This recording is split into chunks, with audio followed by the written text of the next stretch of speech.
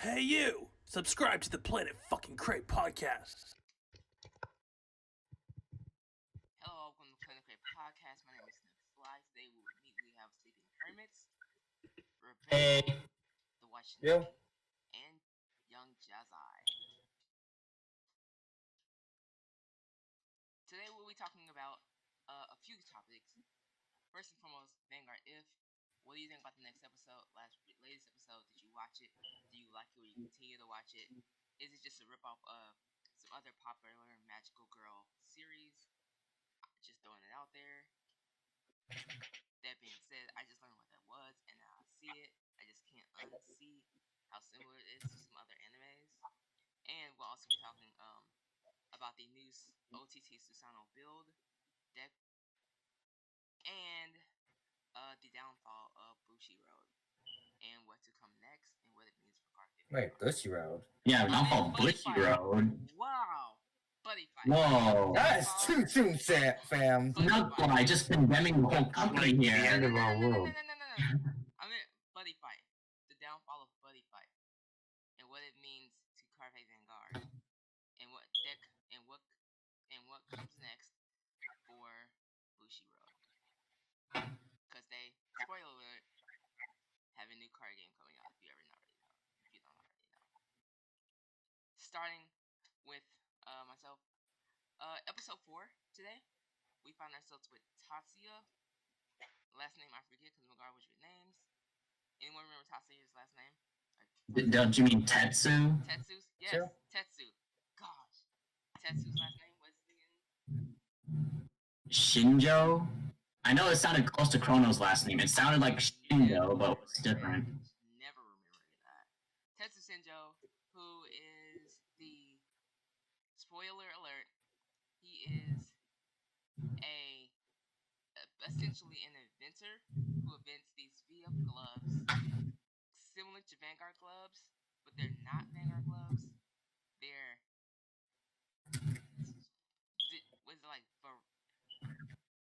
valiant help. They're these health gloves that shock you and make you healthy and revitalize you. And it's really interesting. Koji Ibuki realizes he's a jammer immediately because Tetsu's family owns the Cardfight Castle card shop, and it was literally a giant skyscraper when he showed up, as well as he had never heard of Cardfight Vanguard or a friend Suzugamura. I said that wrong. I just so bad. You're close. Thank you. I appreciate the backup. What did you guys think about it today? Episode 4 is actually a pretty funny one, but also a bit serious for Ibuki's side. I agree. For starters, that dude never, for one thing, with Larry, I kind of caught me off guard. Like, he never thought of actually playing Vanguard with the damn gloves. It's like, come on, that dude. Never thought of this till now. Yeah. It's like, I haven't thought. But anyway, I think it was a alright episode, but also leads on to things more going on later on down the line Yeah. with other characters, especially since he didn't remember who Ren was. No, he did not. Spoilers, at the end of the show, he still didn't know who Ren was. I don't know if you paid attention to it, but at the very end, you can see Ren in a flash dark outfit in the background. This was the first episode that they got some car fight action. I wanted to jump in and just quickly mention that, for someone who made the VF gloves, on the topic of what Red Bull was saying about the, Tetsu inventing this VF gloves and never using it for Vanguard before, I thought that was funny because, he didn't even know what VF stood for, and he tried saying, what was it? He said VF stood for something. I can't remember. Victory? Something? Yeah. I don't know. I just remember thinking to myself, okay, that was actually pretty funny. And then Suiko jumps in, and is like, that doesn't stand with F, it's PH. Oh man, it's bothering me. What did the VF stand for? It's Okay. here. Let me start. I'm not sure. I'm gonna look into Yeah. it. Y'all keep telling me. Yeah, that was the only thing I wanted to chime in. Back to you, Rebel. All right. Well, there's one thing I did. There's one thing that does bother me a little bit about the episode. Is like, how did EBQ know about the BF gloves in the first place? Because that arc, he wasn't present in that arc, and at that time, I mean, He had to be like in the world, right? I would I'm gonna chime in. He still existed in the world, and he didn't. It's not like he's a new transfer student. I imagine like he was still at the school when they were doing all that still, but he just wasn't a part of the gang wars. I guess. That's literally the only explanation I can think of. He was at the school when it happened. He just wasn't part of the club. He wasn't. The leaders hadn't brought him back yet. Fair enough. Fair point. And if I can chime in here as well, quickly, we do have to also keep into account that this is a what if. So it's not going to stick with everything. No, it's a what if. It's a what if that plays off already established canon. So it's not like an alternate reality where everything's alternate. Like the Ibuki we're following, the Suiko we're following are the actual Ibuki and Suiko. So Fair point. All right. Let's see. What else? I guess I can't wait for next episode because we get to see everyone's favorite Japan player, spoiler, into the show, which is Ren. yeah. Yeah. Okay. Mhm. So. Sorry. Keep going. Yeah, I'm done. All right. So did you find out what what Tetsu said VF stood for? Did not stand for Vanguard Fighter gloves, but Victory Physical gloves, which starts with V. Which Ah. pointed out that doesn't start with an S. Yeah, that's just that what got me. Yeah. Yeah, I was laughing at that too. I just Like- Well then. I was really impressed with Japanese people pointing out English, syntax and phonics. Yeah. I gotta point out though, like to me, I like the way they balance the levels of like seriousness with comedy, like on top. Like they wrote it really well this episode. This is probably my favorite episode so far in the series. This is probably where I start liking and start being more interested. You know, I can definitely agree with you, and I'm gonna try and put it in different words. So, when I watched this episode, it made me realize something. Like, this show is marketed as a magical girl show, but the more I watch it, the more we're following Ibuki and Suiko, and the magical girl aspect is more of a tool. So we're not really watching a magical girl show. We're watching, the hijinks of Ibuki and Suiko. The girls are literally just there as a plot convenient device. And when I think about it like that, it's a lot more bearable to watch. Yeah. So I agree with you, Snugfly, that episode 4 me gave me that epiphany and made episode 4 a lot more enjoyable to watch. And there are certain aspects of this episode that made me go like, I never thought about that before. Back when the VF gloves were a thing in the first season of V, like I never even thought about an angel feather using the VF gloves. It's like every time they use their skills to switch things in and out, they would be hurting themselves. I was like, I never thought about that. That's funny. Oh, that's pain. Yeah, like, so that was really cool. And I agree with Rebel in regards to Blaster Dark Ren next episode being a hype point. And this show has got me thinking unnecessarily hard. Like, I know it's all pointless to think this hard about, but like Ren has been basically removed from the timeline. That's why Tetsu doesn't remember him.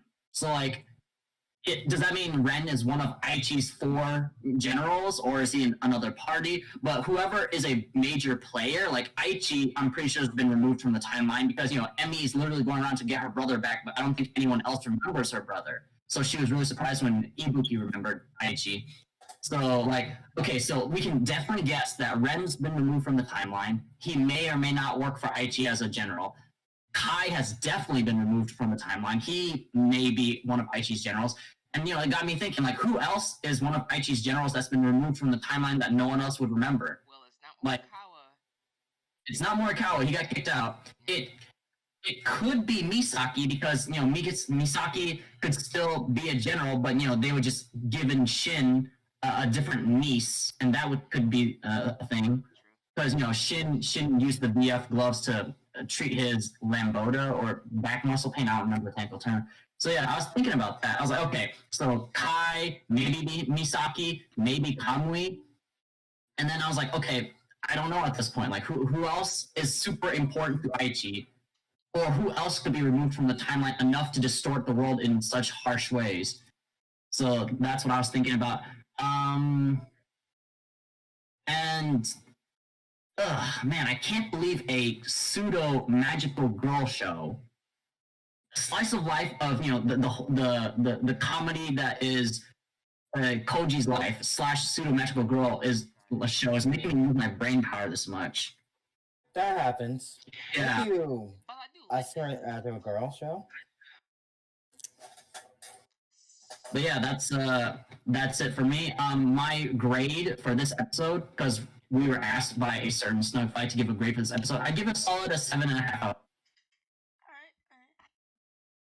think it's an 8. What do you think, Isaiah?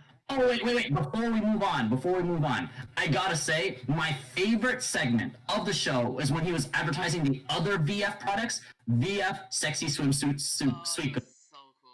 Yeah. Yep. How Yep. the hell I forgot about that one? Yeah. Oh, I don't know how I forgot about that either. you know Ibuki was enjoying himself with the VF briefs. Yeah. Ah. It was so much joy. Alright, Jedi. All right, Jedi. All right. Yes, I wanted to actually not just agree with Hermit's points in that I think that especially the way you phrase that, a pseudo magical girls show, I think this could actually be a very smart marketing ploy on Bushi's part, where they started up as a different type, but then slowly that aspect of the show is used more so to introduce the core concept of The the plot? show as it goes onwards. So depending on how well it does, that could be actually a very solid way of selling a show. Yeah. And yeah, that's pretty much it. Oh, and of course, my grade for this episode as well. I'm normally conservative in my grades, I will admit, but this time I must say I give it a 8.3 of 10. Huh. Interesting. All right, back to Rebel. We kind of forgot about your grade. Alright. Well, I'm gonna add one more thing to this, which also another kind of an interesting plot point. That Emmy and the other girls state that they don't have certain things in their world. Like the crepes. Yeah. Like there's a lot going on in their world that's is getting me more interested in certain worlds. Like, what the hell is going up in your world, and when they're going to get to their Ibuki and Psycho goes to their world and see what the hell's really going on. But my grade, to move on to the topic, I'll give this one solid 8. And yeah. Snugfly. As a final word, I agree with Real. Gonna give it a solid 8.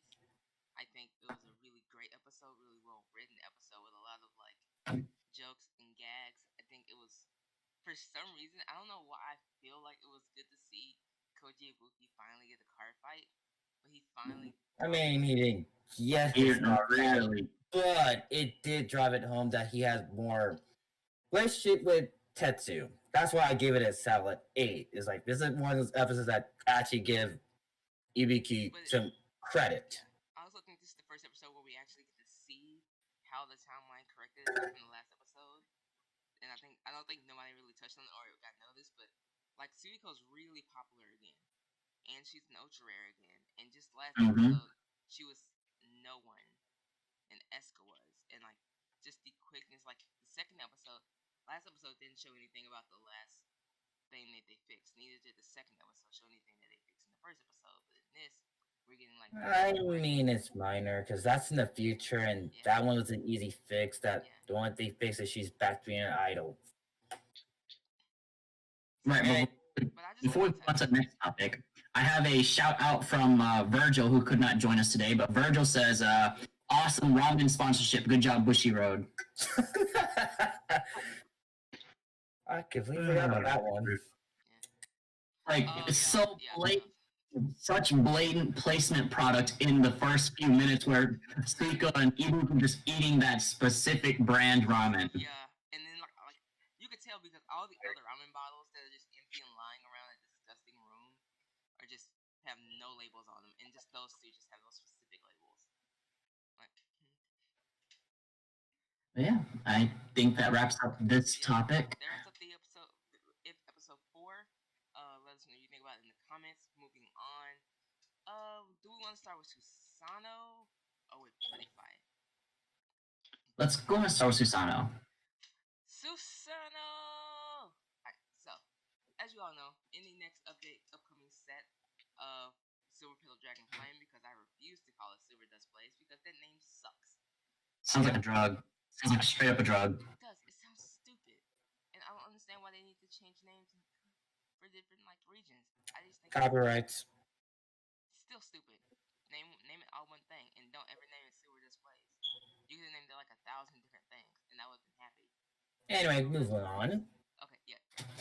Moving on to a bigger point. I've been playing Susanoo lately as the resident OTT player, and as the future best OTT player in North America. I personally feel like Susanoo is very, very good. I think there are some. So I do have some gripes about Susanoo, but it's not about Susanoo. It's more about Bushiroad creating boosters and support for clans. I love that they finally gave finally gave OTT some like respect and some love because they completely botched Tsukiyomi, and as well as I feel like this time I guess. Cray. Yeah. So what do you think about it, Bill? As someone who's played against it, someone who also plays Protect Clans, what are your opinions? What you build Susanoo? My opinion on Susanoo. Honestly, it's a step in the right direction. I mean, ODT was getting a bit of the shout because they trying to avoid the whole Imperial daughter thing again from set 1. I just have straight beef about. Yeah. We'll get to that later. Yeah, we will. But overall, I think this is still a good direction for the deck. It's doing its own thing. It has a better introduction than when it first started in G. In G, it was kind of a mixed bag, and they didn't get their foot in the ground what they want to do with him at all. But at the Protect deck itself, it can make those big numbers, and people really should not underestimate it. Yeah, I feel you. And as well as it gets the hand size to keep guarding. It needs to get enough hand size. Yeah. So overall, good for Bushy for giving Susanoo it needs. Yes. Jazz, do you have anything to say? Any thoughts? Yes. So, As someone who played I did play MTT for a very brief frame of time, and I must say, despite not having faced Susanoo myself yet, from what I have seen of it on multiple displays, I am A, very impressed, and B, honestly, a little concerned. How's that? Why are you concerned? Yeah. I think that while I love the pace, and I think that they really need to do something more that is, as Rebel said, the deck finally does its own thing. It's not going back and forth on what it wants to do. Why is that? However, if it has finally established itself, from what I've seen, it runs the risk of being too entrenched in that one thing. Alright, so I think that's what the whole Imperial 1 second, Jazai. daughter concern was in set one. Yes, of course. Of course, Can I ask you sure. a question? No, I was just that you're concerned. I'm not sure I understand your concern. That's all. Maybe if you keep. I'll explain it. Sorry for cutting you off. Yeah, go ahead. The concern is Imperial Daughter. When she first came out, she was an annoying bitch to deal with. Only that beats her was technically was Kagero with Waterfall, but even then, it still was being a pain. And this lasted on until 9 months. Zabaku came out. It lasted for 9 months. Last year Zabaku came out. That's when I'm gonna stop it at. And that Right. did somewhat stop it and slow it down. Yeah, cause so I looked into it because I kept hearing this argument online and in person, and I think you're cutting it off at 6 months, but from what I've seen, it was still topping well into like 9 months. Like 9 months was like the last time it topped from its open date. And Yeah. it did Right. after 6 months. You're right. After Zambaka came out, it did slowly start topping. I think I need to. I feel like people who talk about how broken OTT is without acknowledging how broken the sale has been for the last year and a half, they need to shut the fuck up. Excuse my language. And they need to. That's No. sorry for cutting you off. No. I think that's not the issue here I because think it is. Though. it's a given, though. So like- so here's the thing, like it's easy for people to say stuff about how broken OTT was for like 6 to 9 months. Arguable. It's hard for people to acknowledge the fact that there's been 1 to 2 Assail clans that have been the primary decks for the meta for the entire year and part of the year before after Bermuda Triangle was choice restricted. And the only time that has changed hands in the past year to year and a half, arguable, is when Bushiroad went out of their way to restrict those clans. So Okay, that let let me finish and I'll pass on to you. Yes, That tells me of course. we people focus on the time where Bushiroad poorly released V without proper support for all clans or quickly getting support out for clans, leaving a Protect clan among a bunch of Force clans and a not great Nova Grappler to just wreck shop all over the place. But Protect has not been good since. I don't hate Assail.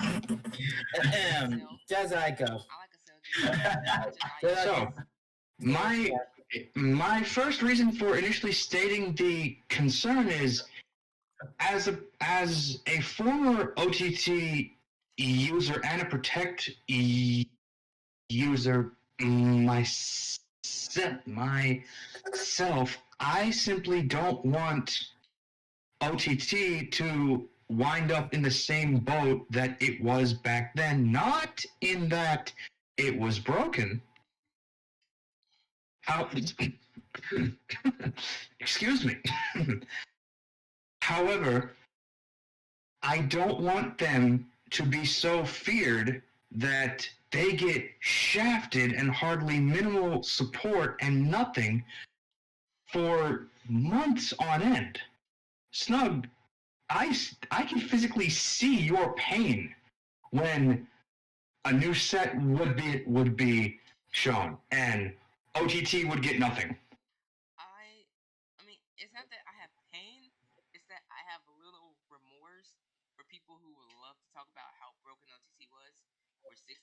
clans without it really, if you look at it, it was strong, but it wasn't super strong. It just lacked competitiveness. There were nothing else out. There was nothing Right. out, and there was only really one So clan out small back then until because another set clan came one. out and it smacked its face. My argument is that they have done everything they can to make pretty much make Protect clans be next to useless. Tsukiyomi sucked. You could only get her off on grade 3 ride 2, and that's if you had everything you needed to get her off. And that's at times included with the help of White Hair of Inaba. Right. That was a big, strong point. Like arguably probably the reason why you no longer play Protect OTT is because Tsukiyomi was anti-fun, especially when you're playing against Murakumo, Go Paladins, either one, like literally any ESL clan. Oh yes, I 1000% agree with that. Yes. Like, that is the biggest reason why I hung up my OTT, and to be honest, I regret doing so. And now we have force clans that are basically ESL clans that can get 5 attacks off, 4 attacks off. Yeah, like, against the they- Cross, Yeah. my Grand Blue could not hold a candle. Yeah. Granted, yes, I did make one And stupid play. We also have cards. However, Yeah, still, I was the easiest one that got knocked aside. Yeah. We also have clans. So yeah, I am off topic. Back to susanoo, because this is a topic that I do have passion about, because I see a completely blank mindset where people are salty about how good OTT was for a while, yet continue to ignore how broken the sale is, and even after Silver Dust Blaze and the Cross comes out, how probably still in the sale meta we will be, because they can only think about how for 9 months they could do nothing against Imperial Daughter. But by all means, go for it, Rebel. Take it away. I mean, your concern is I can understand your concerns on the whole matter. Like I said, this topic is about Susanoo itself, and I'll just say Susanoo is decent and good. But at the same time, I'm gonna just put this as a brief to be off topic on this whole Excel protecting, because I can also feel your pain. I just played this card myself. It's bound to happen. That's what I'm trying to say. It was bound to happen. What was found? Protect getting their one spotlight into this whole mess up, and they found Park creeping it and stuff getting mid-core support for OTT. To be honest, I think Tsukiyomi wasn't that bad. No, it was really bad. Trust me. Like, trust me. It was really Okay, let me put in my own opinion. I don't think it was that bad. Just that you have a timer to hurry up and try to end the game, hit that game like original Nightmare Dolls. You miss one combo, that's it. You miss your timing, that's about it. It is bad that it was released at a bad time point. Like, it should have came out around before Cell 2 came out. Then it would probably be better. Cell 1. What you talk about? Thoughts? No, after Rebel finishes. Go for it. Mine's more of a joke thing. But at the same time, I don't think all this hatred onto the Excel, because they have been dominating for past.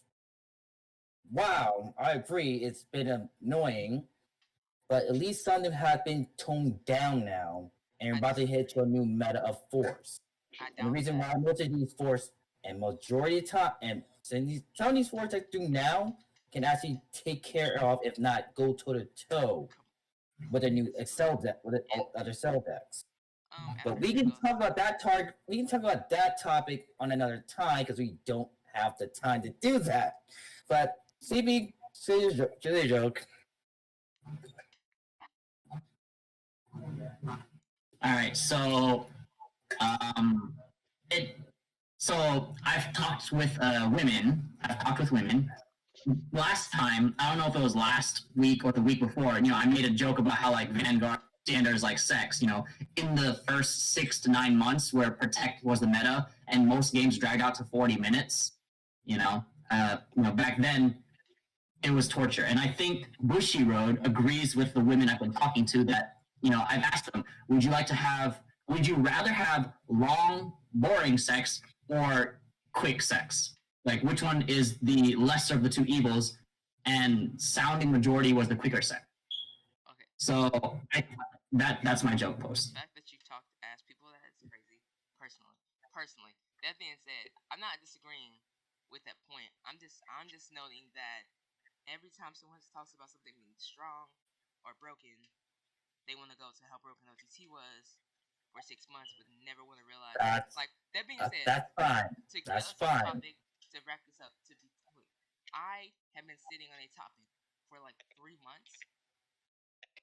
So the second the cross comes out and it does not break the SL meta, or the second the cross comes out and then Miro Combo comes out after it and it right back into the SL meta, like I have a topic to explain exactly why SL is and will always be broken until Bushiroad decides to do something about it.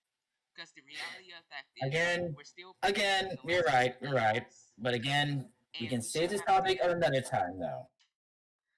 All right. I mean, outside of having to say anything of susanoo, it's decent. It's okay. It does things quickly. My only real gripe with the set, only with the support of the set, is that a lot of it is very overcost considered as when compared to other decks and other clans costs for similar support for similar things that I don't like personally. I do like some of the new cards. I don't like it when a set is completely focused on is basically when the entire set is one big structure deck. I have issues with that because this entire set only supports susanoo, and some of the support's good and some of the support's bad. There's nothing here to support any of the other builds or support any of the other builds like they do for other clans. It's just susanoo stuff. And I some of it's good, some of it's mean, bad. sorry to cut you off. I could try dabbing OTT. Keyword: try. You could try. And dabble with that stuff, and I'll tell you, you probably can build a deck from that set and all the other stuff. I can build a deck with some of the other stuff. I'm actually working on a more like aggressive type, like power focused build. I'm working on a beat stick second OTT deck. That being said, because I was hoping on support for Tsukiyomi to make her a little bit not snail mode. But again, most of my stuff coming from that does not come from this support. Like everything from I have like maybe one card. No wait, yeah, I have 2 cards, 2 Geminis into my susanoo deck. Those are the only new things. Even if I like one, I mean, yeah, I still have my old triggers because I'm not gonna bother getting the new triggers for the new support, which I could actually just do that outside of the PGs that I have 2 of. But that's kind of like an issue for me. That to me is just like bad supporting. You're not supporting the clan. You're giving the clan a new play style and a new deck. You're not supporting anything else. I do like the way that it does zip through the deck kind of quickly, and boy does it just give power up a lot. And I mean, honestly, that's pretty much all I have on susanoo. That's kind of why I wanted to kill the topic. All right, let's go on to our final topic then.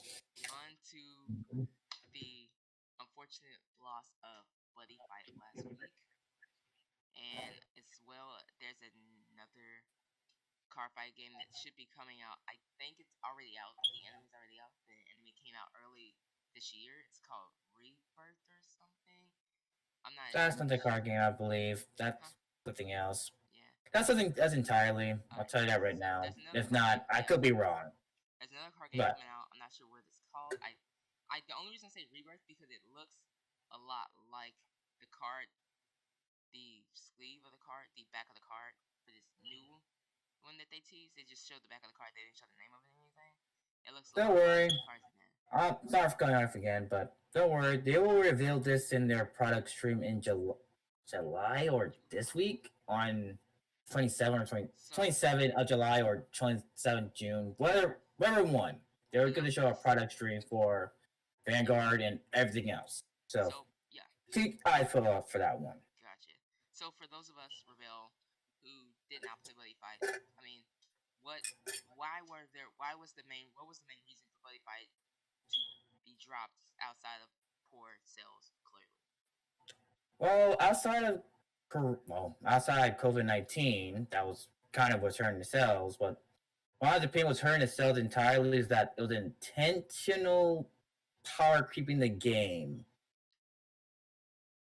Because you can ask a lot of people to go say that time dragon should not have been a thing, and a lot of decks had to change their playstyles, and the support they got wasn't enough to deal with it, and some flags or worlds weren't getting enough to deal with the whole thing. And every time you try to play against it, it's kind of a losing battle at some point in time.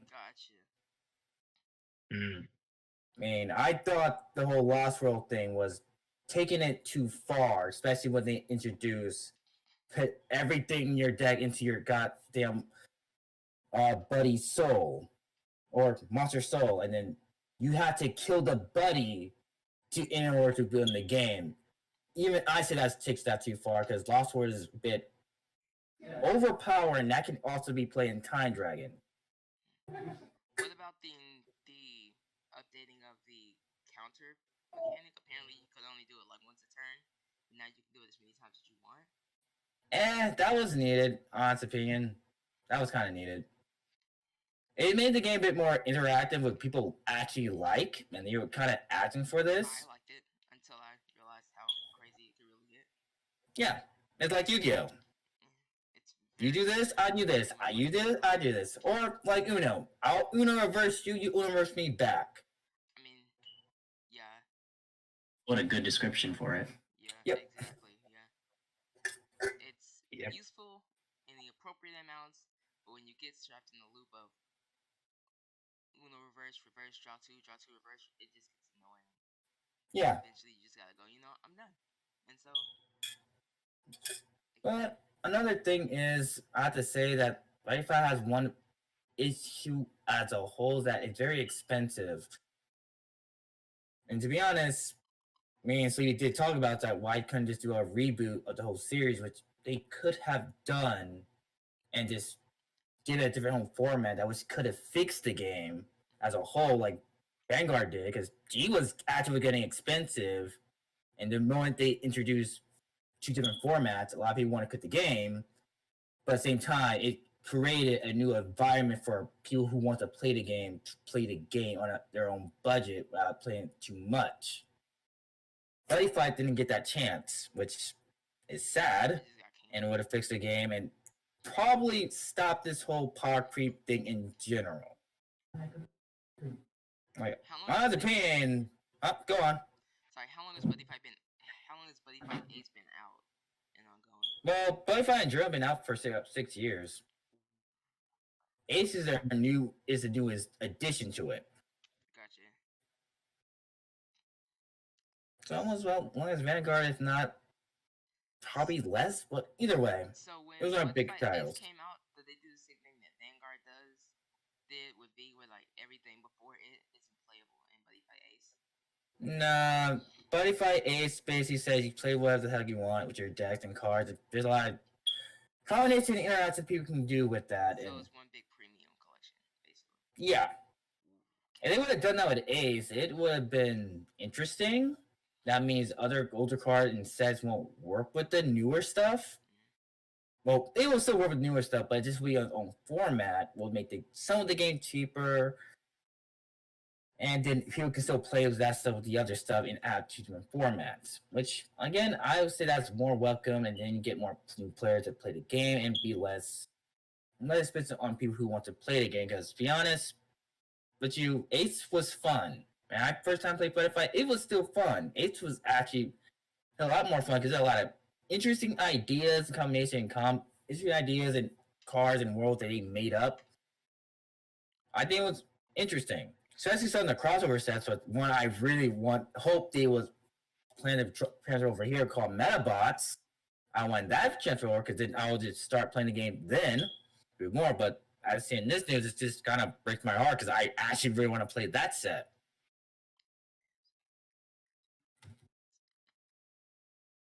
Do you know if, like, will they be supporting any of Buddy Fight going on in the future, like local shows, tournaments, stuff like that, for people who still want to get some more Buddy Fight out? Well, they are getting events. So they are next year. Yeah, because now next year, June, what they said, 2011, I forgot the other date to it. They are getting their tournament support due to COVID. Will they be getting Shop League or no? They are. And Hermit, you have a question or a follow up? Well, I have a follow-up, a mini follow-up. It's I've personally never played Buddy Fight. However, I have gone to Bushi sponsored tournaments where they have all the card games together, like you have all in one thing. Like when I went to Houston, you know, it was Card Fight Vanguard, Buddy Fight, and Weiss Schwartz. And from what I saw, Vanguard was definitely always the biggest crowd. Weiss Schwartz was there, and then I don't even remember seeing anyone Buddy Fight. I think so. On topic, I think the failure of Buddy Fight is more from a exposure point of view. Buddy Fight and Card Fight Vanguard both got an anime, but Buddy Fight's anime ended after only like one season. And you know, what's an anime? Well, anime. Sorry, cutting out. Ace ended off one season. Buddy Fight throughout the world already had a lot of seasons. They just stopped at around, I think, 100. But about 100 they stopped, and then they got it right back up for the Empire came out around. Okay. No, not Buddy Fight 100. It was, Impact something. But go on. Sorry. So from my point of view, the Card Fight anime has been going on this entire time, and Buddy Fight anime got canceled during what Rebels said. And what is the anime? Like, the anime is another way of literally promoting the product. Like, even when you watch Card Fight Vanguard YouTube channel, the commercials during the in-between breaks is literally promoting their own stuff. So I think the anime getting canceled, while not the main thing, is a big part in Buddy Fight not being as successful as Card Fight Vanguard. That's just my take on it. What do we think? I agree with you. Sorry. What do you think the implications will be for Card Fight Vanguard? Will we grow? Will we shrink? Will some people just well, the implications right now are that the anime is still going strong. It's going so strong that we have a pseudo Magical Girl series. So they're still promoting their product as long as the anime still goes. And honestly, they have enough source material to keep going too. Like they could go into G era from the manga. They can go into Asuka's era where, you know, we bring in the Unionverse clan. Like people really want that one the most. Yeah, Unionverse sounds boss. Is that the female protagonist of the? Yes, everyone wants that because they want the goddamn Kagero main. But yeah, her too. I think as long as Card Fight Vanguard has an anime still, I think they'll still go strong. The minute they stop showing an anime, suddenly you're worried. That's my take on it. And I'm done. Jazai or Rebel, anyone? Yes, actually, I do completely agree with your point as well, as I've seen that. I've seen that happen prior with just one of the shows I used to love, and that was Yu-Gi-Oh! Because the minute in between that time frame of the original and GX, the show, the product, the community, literally everything was dead. I wouldn't say that, because I was a freaking boss, to be honest. I don't. Yes, but I mean, in the time frame prior to that, in between when the season 4 of the original one ended and season 1 of GX, because no one knew that GX was going to even be a thing. So I thought Yu-Gi-Oh was over as a kid, and that sucked. Yeah, people, And so I Honest- just basically I agree with I Hermit's point that a lot of card game shows are, well, very vital as long as they have their shows to accompany them. The show is what makes the product. actually I agree with Jazai. If you were someone who watched a lot of Yu-Gi-Oh and you played it with your friends and your siblings, but you really didn't you really didn't get out into the card shops because that wasn't something you were privy to, or you just kind of thought to do. You just go to Target or Walmart and do what you need, and then you come home and you build what you could out of it. Like you really wasn't that. You weren't like really hardcore into the game. You just played it for the lulz with friends, as everyone does. But going to the shop always brings a different experience, which is one of the things I love about Card from Vanguard, because that's probably much the only really way you can really get into Card from Vanguard is by like going into a shop. That being said, yeah, when the end of, I keep trying to say Vanguard, but I mean to say like Yu-Gi-Oh came out, was over. Like there was this gap in time where we didn't know if Yu-Gi-Oh was done or not, and then it came out, and then people were like, no, it's gonna stay. There's no more coming out, and because I didn't know, because they're like, oh no, there's already some in Japan. They just need to get dubbed for here. I'm like, oh, okay, cool. I mean, to be honest, GX came out around the time when it came out. What last season of Yu came out? Just that it was a different broadcast network. Different broadcast network. There was actually a small gap in time from when it came out.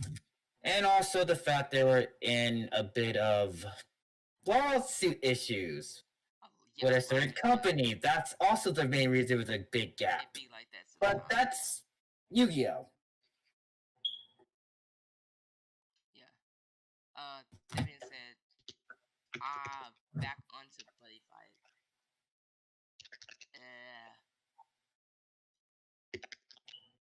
You said you had something to say, Daryl, back on the Buddy Fight?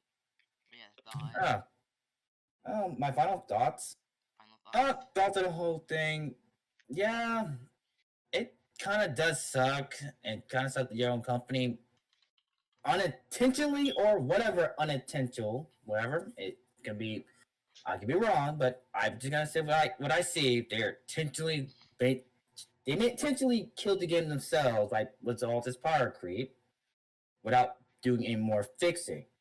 Because Cartwright Vanguard was in that route too when Link Joker came around with all this locking crap. And that almost literally killed the game for what I heard. Interesting parallel. And then after that point, they literally start to make counters for Link Joker and then slowly try to calm down the problem. But then they add Link Joker has an anti-tool against that, and that just caused more trouble. But again, Cartwright, they learn from Bushy sometimes learn from mistake for Cartwright Vanguard, try to make sure it stays around a little bit.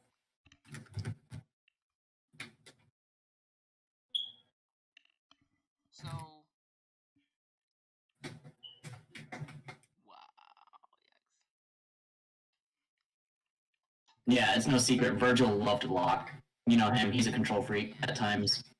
Yeah, Yeah. I know. And he probably will say Locke was balanced, and you just playing against it. He's not wrong. But the problem is, not a lot of clans can't deal with massive lock or triangle lock. And that's part of the reason why the Link Joker ain't doing all that much lock. Jazar, thoughts, opinions? Yes. I do think that I partially agree with that point, as in learning to play against something is vital. It's how you improve. It's literally improving. Have you played But against? Have you played against Locke? Hold on. Let him finish. but there is still only so much a clan can do. There is so much text you can fit in one card. And when all is said and done, knowing how to use what you have is great, and that's everything. And that's a key thing that everyone should know and learn. But some effects, some statuses, some things will be above different mechanics. And that's just how it be. Okay, I'm sorry. I'm sorry. Just I hear you playing both sides of it, but just what's your general take on it? Like I hear you saying, well, learning to play against it is the key thing, but then clans are also limited in what they can do. So I hear you playing devil's advocate, but the middle road doesn't mean shit. So you need to pick a side. Fair enough. And in that case, What are your thoughts? Your final thoughts? I do think ultimately that it comes down to what each, in this case, what each clan can do. That's So, not an answer. I still feel like a middle road to me. Yeah, that's not an answer. I can give. I'll just say like this: Locke was a problem child. Locke was a problem to me too. I hated Locke. And not a lot of clan had no answers to that. You can play around as much as you want. If your deck can't play, I don't know, Vanguard Central against that, then your deck can't do anything. You can't do anything around that mechanic.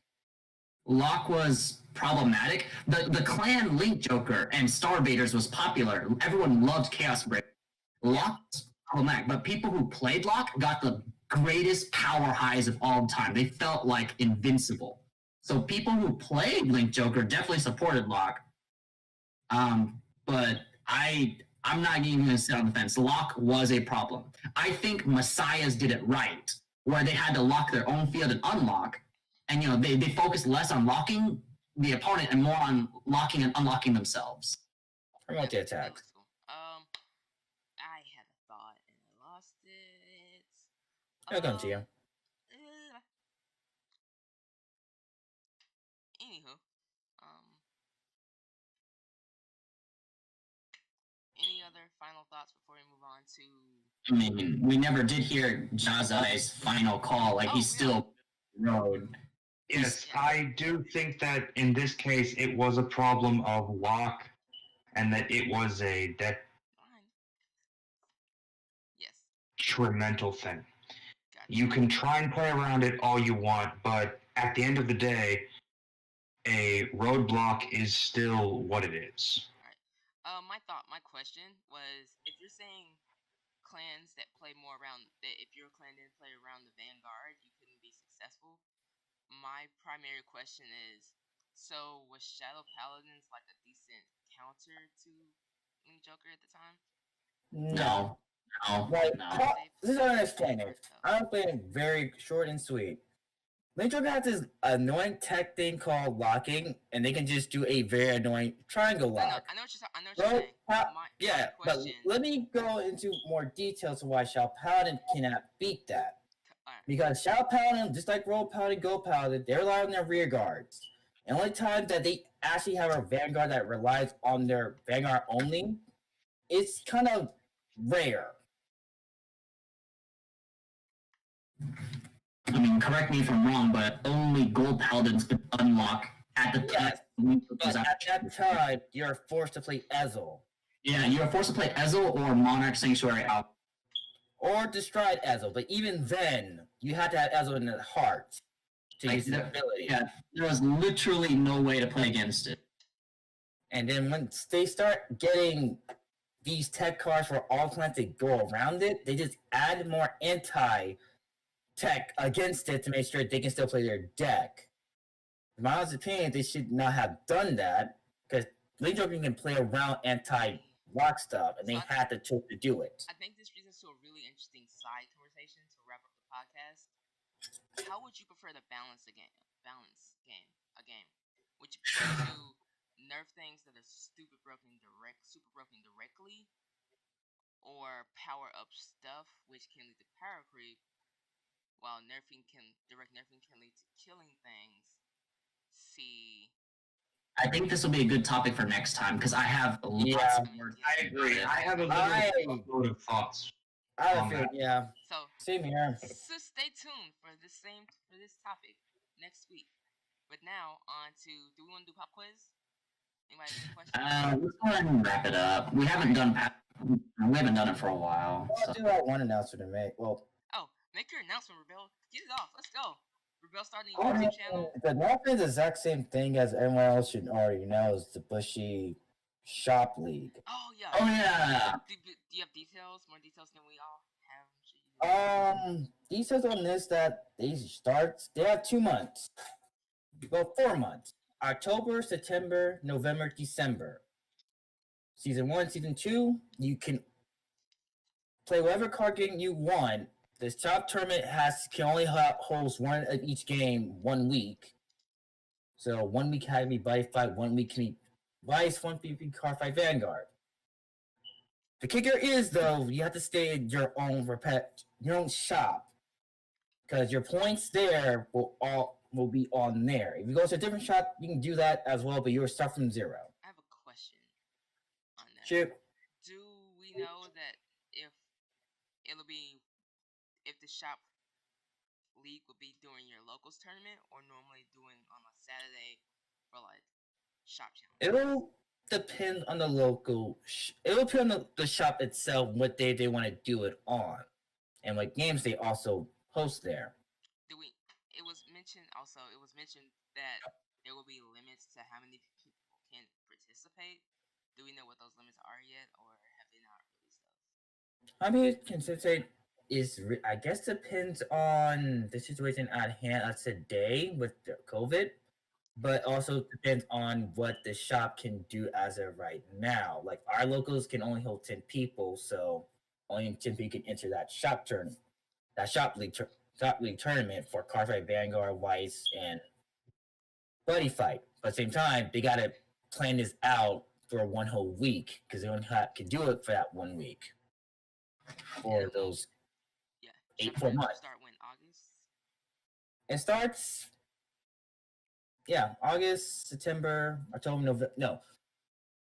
Yeah, start the last 4 months. Just things like that. Gotcha. So it starts September, October, November, December. Yeah. And that means for the first 2 months, the cross won't be in America yet. Yeah.